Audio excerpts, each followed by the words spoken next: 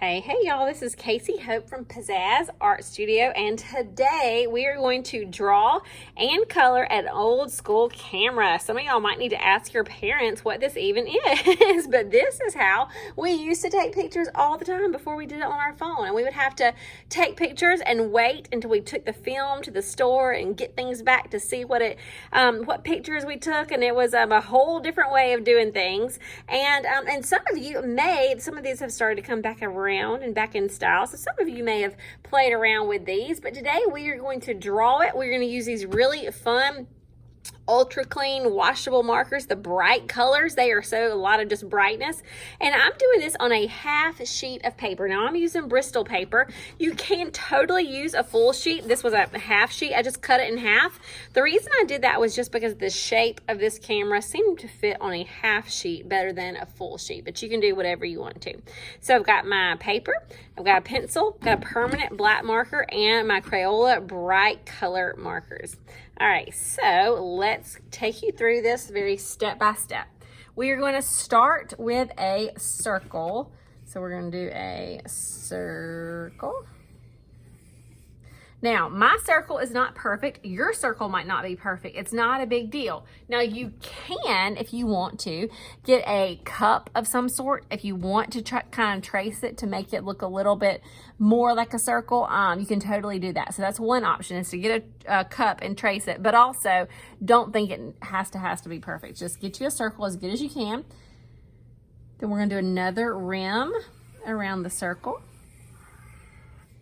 And then we're going to do like a glare. This is going to be the lens on the camera.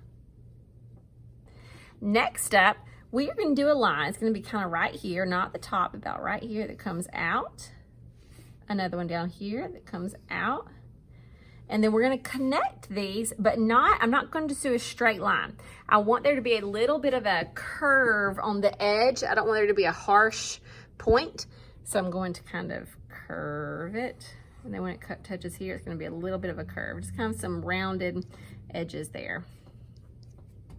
All right, I'm going to do the same thing. Hold on, this needs to maybe come in just a little bit more. Okay, I'm going to do the same thing on the other side.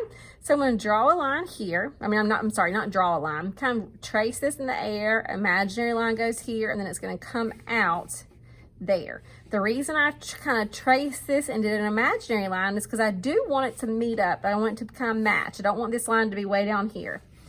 This is going to kind of trace it in the air, imaginary line, and then it'll come out here. Then we will connect it with a curve. Here, we're going to come down. Putting just another layer down here on the bottom. On the top, you could do the same thing that we just did here. You see how we came down, over, and up? You can go up, over, and down, okay? You totally can do that. Or if you want to add just a little bit more flair, you can come up, over, down. Now when you come down, you kind of want to be back to where this is. Over and down. That's a little bit harder, but not too hard. You can give it a try. And then from here, we are just going to start adding buttons and knobs,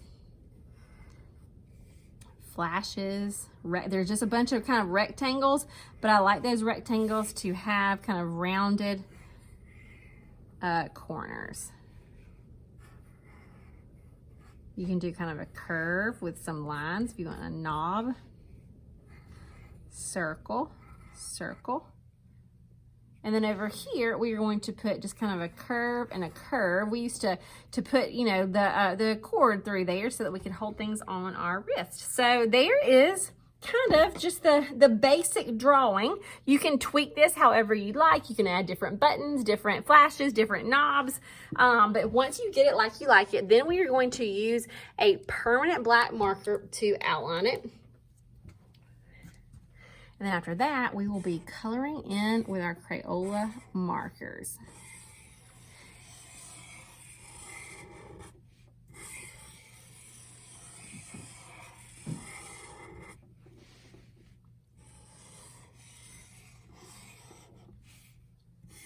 If you love drawing and if you like learning how to draw in a very step-by-step way like this, we do have our Pizzazz Kids Club where we teach all kinds of art lessons every single month, and it's all online, so you can do it from your own home. So be sure to check that out if you want more info on that. We do all kinds of different mediums, from oil pastel, watercolor, acrylic paint, all kinds of fun things.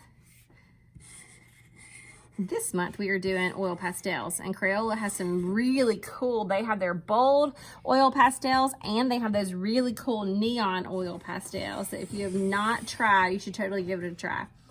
Okay, so I've gone ahead, I've done that. Sometimes I like to, with my Sharpie, do another layer of thickness around some of the lines. It just gives it a little bit more weight.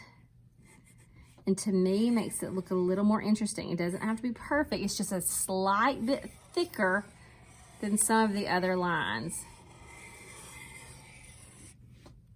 It makes it just a little bit more interesting. And then from there, we are just going to start coloring things in. So one tip I will give you is when you are coloring, it's going to be easier for you to cover the surface if instead of using the skinny point, you lay your marker on the side and use the broad tip, okay? This is going to cover more area more quickly. So I like to kind of outline my shape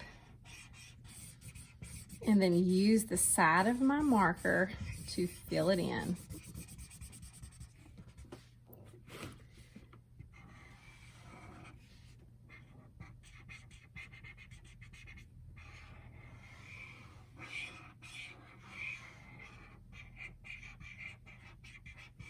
So I outlined everything, and I'm using the side of this marker to fill it in.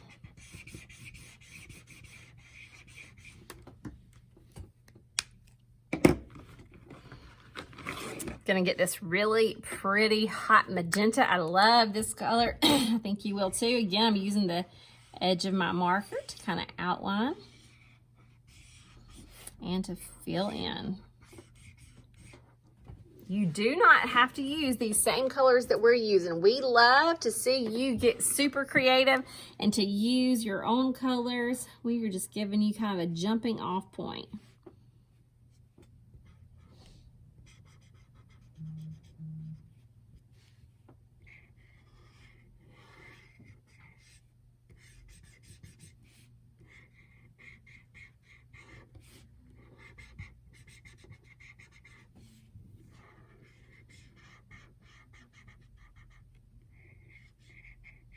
Now, one thing I think will be fun is if you take this color or any color and come back in on top of yellow. Now, if you had a darker color, this might not work.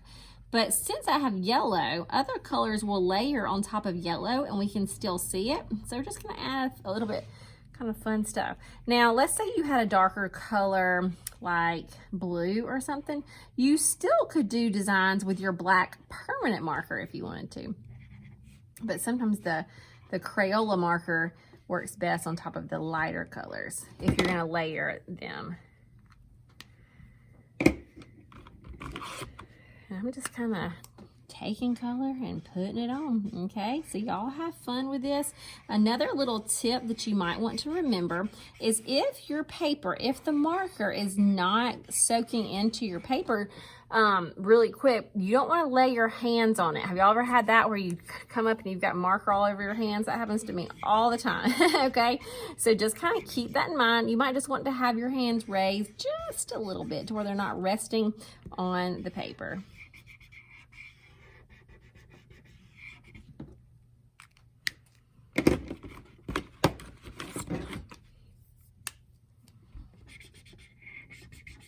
This is a different shade of pink, also in this same package.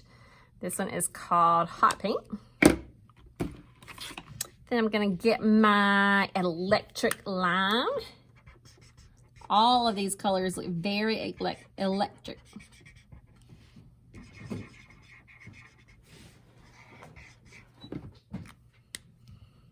And then I think last for this is going to be the battery charged blue.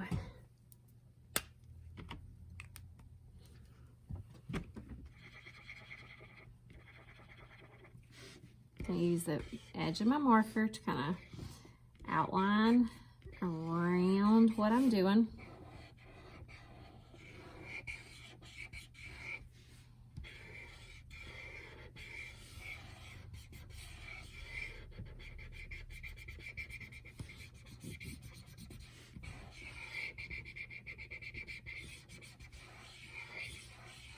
I'm starting to see kind of that oval, so I'll just start coloring in an oval.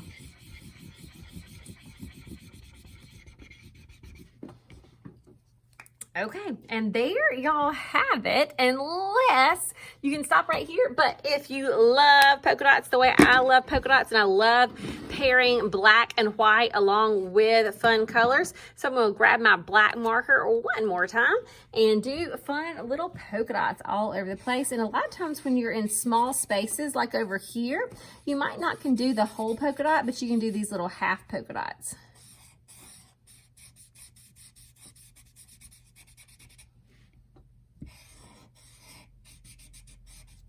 I may have just set my hand down in the marker. I felt it for a second. Got to be careful about that.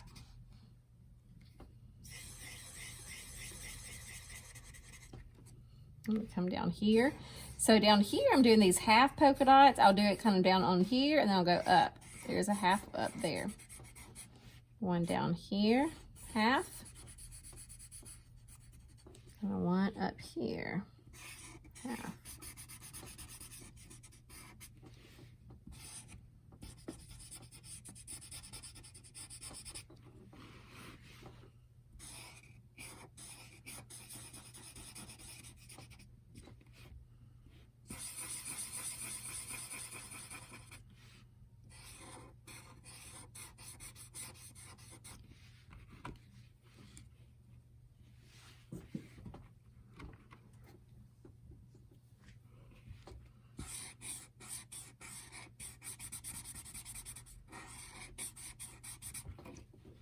And then this is it, y'all. I'm just adding the polka dots all to the outside, and then I've got a fun little retro camera. You could, you know, it would even look cool if you drew 3 of these and all 3 different color schemes. Like maybe you kept all of them really bright, but maybe you did different variations of the color. That could look really cool. 3 of them in a row, all framed together. Anytime you've got the bright colors, it makes me think of pop art. You know how Andy Warhol, would often have 4 of his really bright pictures all side by side. You know, look really cool with some of these bright pictures like this.